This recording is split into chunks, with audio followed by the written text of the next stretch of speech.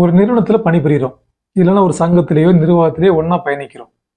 இது ரெண்டு பேருக்குள்ள கருத்து வேறுபாடு வருது. முடிந்த வரைக்கும் நாம நடுநிலையோடு செயல்படணும். ஒருதலை பட்சமாக நம்ம யாருக்கு சாதகமாகவும் பேசக்கூடாது. யார் பக்கம் நியாயம் இருக்கோ அதை நம்ம சொல்லலாம், அது நாகரிகமான முறையில் சொல்லணும். அது இல்லாமல் நம்ம நடுநிலை செயல்படாமல் ஒருதலை பட்சம் நம்ம செயல்பட்டோம் அப்படின்னா, ஒரு நம்மளோட இப்போ ரெண்டு பேர் பிரச்சனையில் ஒருத்தர் பதவியில் உயர்ந்தவர் ஒருத்தருப்பாரு, நம்ம அவர் பக்கம் போகிறோம்னு வச்சுக்கோங்க, நாளைக்கு மேபி கீழே இருக்கிற ப்ரொமோஷனாக டக்குன்னு மேலே வந்துடலாம். அப்போ நம்ம நிலைமை திண்டாடம் போயிடும்.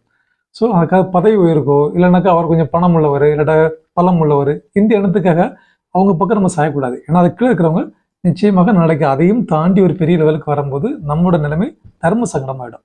ஸோ முடிந்த வரைக்கும் நறுநோட செயல்படுங்க. அங்கிட்டு இங்கிட்டு பேசுவாங்க சில பேர், இவங்களும் சாதாரணமாக இங்கே பேசிப்பாங்க, அவங்களும் சாதாரணமாக அங்கே பேசிப்பாங்க.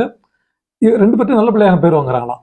ஒரு வேளை சண்டை போட்டு ரெண்டு பேரும் ஒன்று செஞ்சாங்கன்னு வச்சுக்கோங்களேன், நம்ம நிலைமை ரொம்ப திண்டாட்டம் ஆகிடும். அதை நிறைய பேர் மறந்தே போயிடுறாங்க.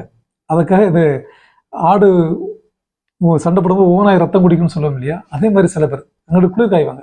ஸோ இந்த மாதிரி வேலைகளையும் தவிர்த்துருங்க, அது ரொம்ப ரொம்ப நல்லது. அதனால நம்முடைய மதிப்பை என்னைக்கும் கூட்ட உதவும்.